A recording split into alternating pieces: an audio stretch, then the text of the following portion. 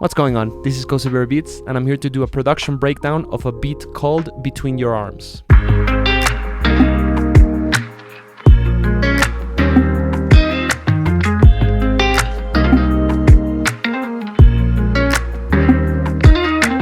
This one's from a good friend of mine, producer DaBeat, and I think it's a great example of some fundamental concepts that we need to know in order to do proper pop productions. Two of those fundamental concepts are song structure and beat development. Song structure is pretty self-explanatory. It's just the skill of being able to craft a song in its entirety, the verses, choruses, pre-choruses, bridges, everything to make it sound smooth. And beat development is the ability to, once you have the sections that you're going to do for your song, how to put and take away elements so the song has this dynamic flow and it keeps the listener engaged throughout. Let's take a look at the beat. Alright then, so here's the entire session for Between Your Arms. I actually recommend this is a really good time. If you want to listen to the full beat, I would recommend that you click the link that's appearing right now, go listen to it, check it out, get it into your ears, and then you can come back and we can continue discussing the song. But anyways, let's talk a little bit about the elements that we have in this song.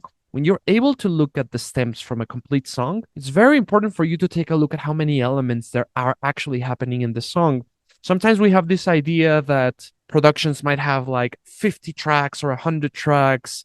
I've seen people that are like, oh yeah, my sessions have 200 tracks and whatnot.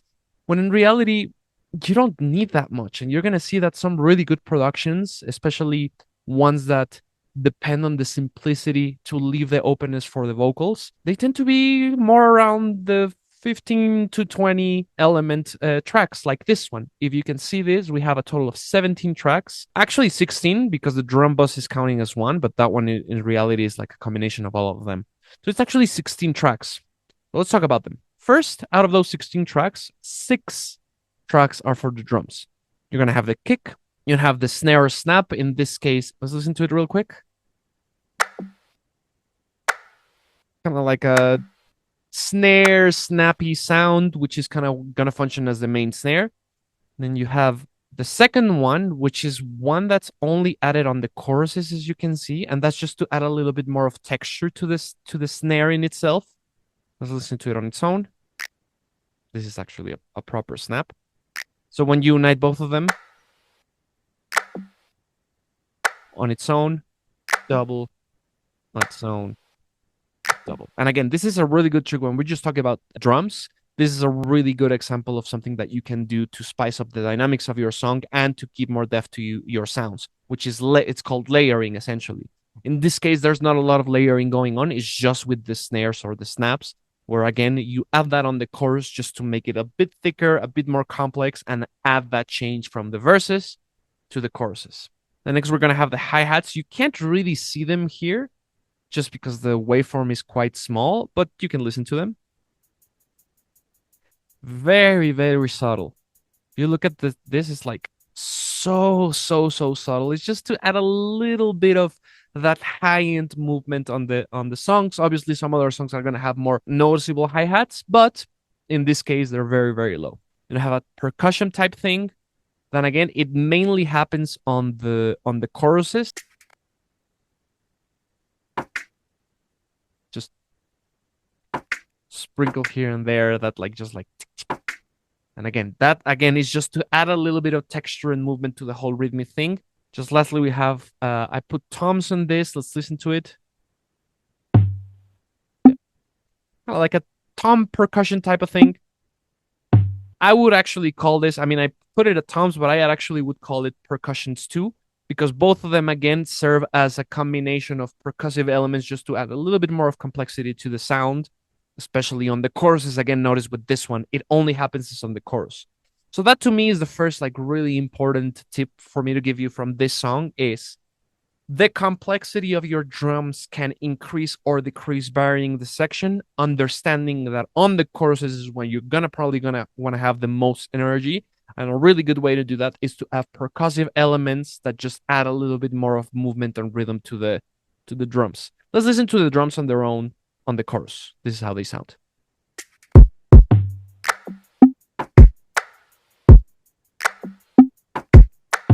See how that makes a little bit more of like a rhythmic thing going on. If I take the percussions, just to have the the groove is still laid there, but it's a bit more static. So when you add the percussions, it just gives it more like a jump. A really good example of how to add some development, some rhythmic complexity to your drums. All right, next up we have the 808, just the low end. Pretty simple. It's always low end in songs. Nothing really to say about this. 808 in this case, carrying the chord progression.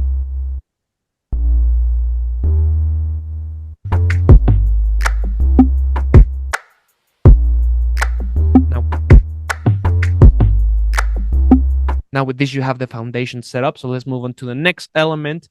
Here at this point, you're going to have a main element, which in this case is going to be the guitar. And then pretty much everything else is just going to be stuff that's added to kind of like add more of an energy. But there's always one main like harmonic element. In this case, it's the guitar. Let's listen to it real quick.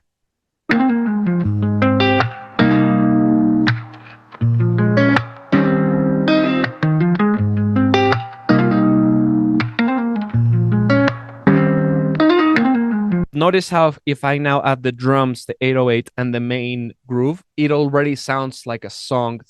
While simple, it already sounds like an idea that's solid enough on its own.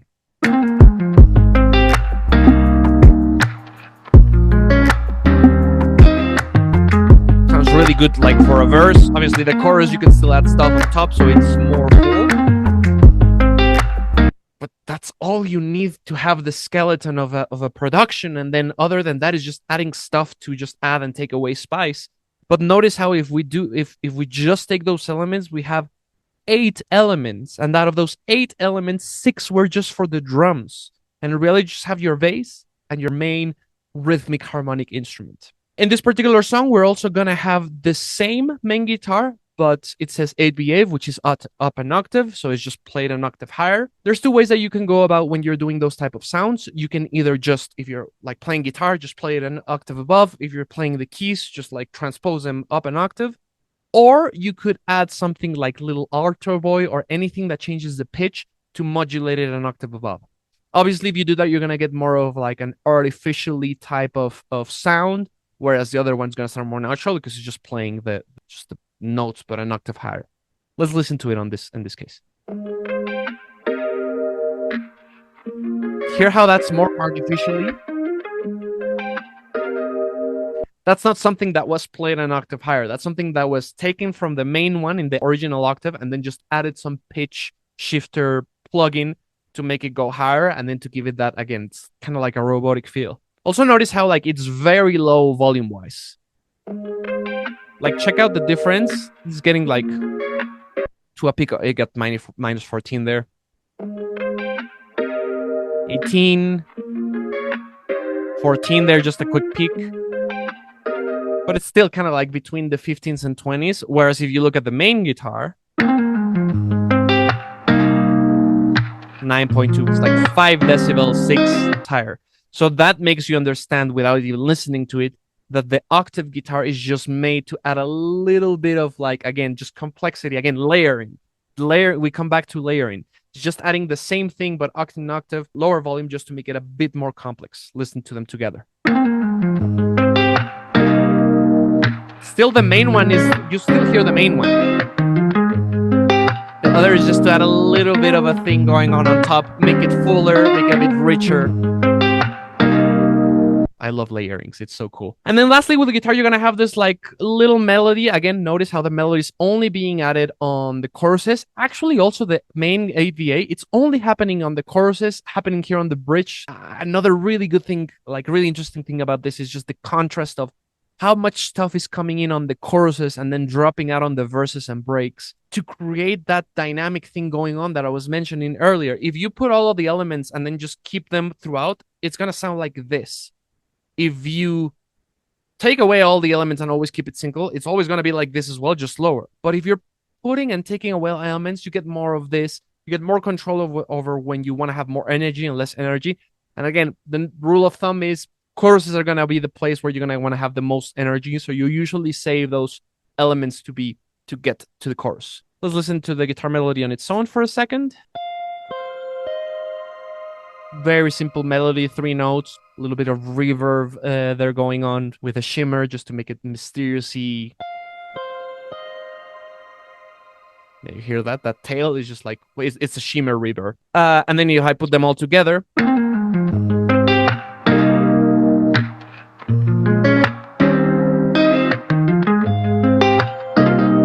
It's there, just a little bit of melody going on just to have more depth.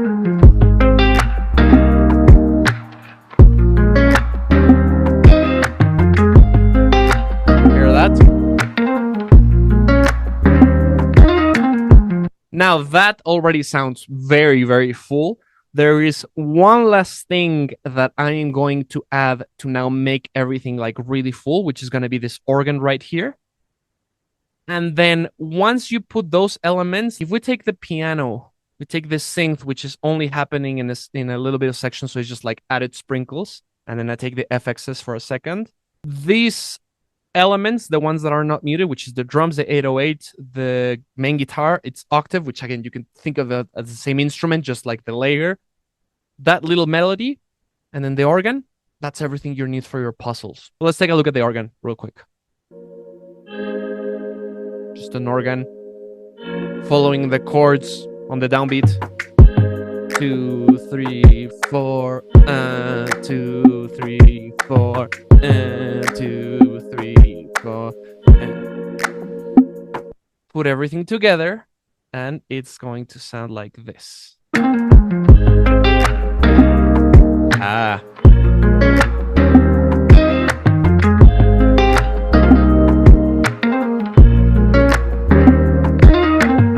Now notice how the organ works more like a pad type of thing, where like rhythmically it's not doing anything crazy, it's not super loud, it's not meant for it to capture your attention, it's more meant for it just to fill in the sound spectrum and make it sound fuller. It's one of those things that, and you'll see a lot of it when, again, having stems is really helpful for this. You always notice how there are certain elements that you don't really notice until you take them away. And even when you take them away, you might not notice that they're specifically gone. You just notice how the energy drops. There's a lot of elements, especially pads and stuff like that, that are meant to do that, just to feel without grabbing attention. But again, it just gives it a vibe. Again, without necessarily you having to pay attention to that, because you want to make sure that you don't have like 3-4 elements that are like so interesting that you have to pay attention to them. Because at that time, what you're doing is you're distracting. More than grabbing attention, you're distracting. And ultimately, with this type of productions, especially as a producer, or if you're an artist and you're looking for beats, you're trying to find beats that are cool enough that they make you want to write something to them and they get you in a specific mood, but not complex enough where like your vocals don't fit because there's too much stuff going on. I'm going to play it again, take away the organ for a second, and you'll notice how like you might hear that it's gone, and you might notice it, but mainly it just feels a bit more empty.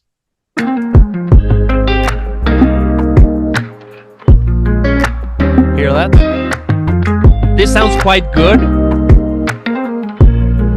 Just adding that thing there, just a bit more fullness.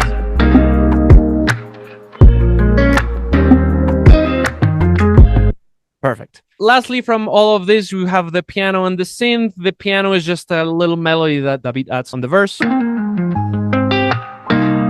Again, just some sprinkling on top, some counter melodies. Just to add something on top. But in reality, at this point, you're still just hearing the skeleton of it and just adding something just to keep the ears already perked. You have the synth here. Again, notice how it's just like a very subtle thing. Super, super subtle. And lastly, we have the FXs. In this case, we only have 3. One is the noise. Let me just play it on its own. Just like a vinyl tape noise. It's not very noticeable. Once you hear everything together, you're not really going to notice that at all, but it's just something adding a little bit of fullness, a little bit of a character going on to the thing. But essentially, you have 3 FXs. One is just that noise that goes throughout. And then the other ones, I named them whooshes because it's essentially stuff that transits you into like the next section. And then the hit new section is, for example, in this case, notice how I'm not going to play them yet, but notice how This one sweeps into it, and this one sweeps out of it. So it's kind of like, I think we're like coming, landed. So let me play them on its own so you can kind of hear what that sounds like.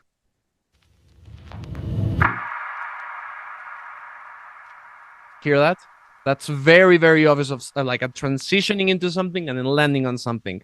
Intro to the verse, middle of the verse, verse into the chorus, chorus into the verse, verse into the break, break into the chorus. They're all happening in that change of sections. So that is the most important thing about this type of FX. Just one for the quality, the character of the song, but the other ones are for you to be sure that there's like those elements that make it really easier for the listener to know, oh, I changed sections. And then everything together.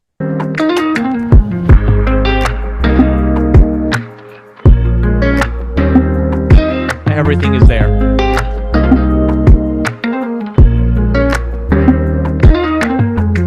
And again, it's only 16 tracks, remember. It says 17, but 16 because this is just a drum bus. 16 elements all put together this song. It's not that much. It's something that I think it's quite manageable for anyone who's wants to start producing, or anyone who wants to understand how many elements it takes to produce a proper song. I think this is one of the best examples of combining like simplicity, not a lot of elements, not like 50 tracks and a bunch of doubles and all this stuff, but just enough to make really noticeable dynamic flows to make the song kind of move. And it feels like there's always space enough for vocals to be added. And again, you guys cannot underestimate how crucial that is as a producer or as an artist. Because as a producer, you want to make songs that people can sing to so they can sing to them. And as an artist, you're looking for stuff that is open enough that when you sing your vocals, your melodies, your lyrics, they are strong enough that people are not getting distracted with 1,000 other elements and they can pay attention to you. Well, there you have it, guys. A full beat breakdown of Between Your Arms. I hope you guys liked this video and you found it informative. If there's any questions that you have, feel free to leave them in the comments. If you want me to talk about any other beat or any other song, I'll be more than happy to do a breakdown of those. And yeah, thank you for watching, and until next time.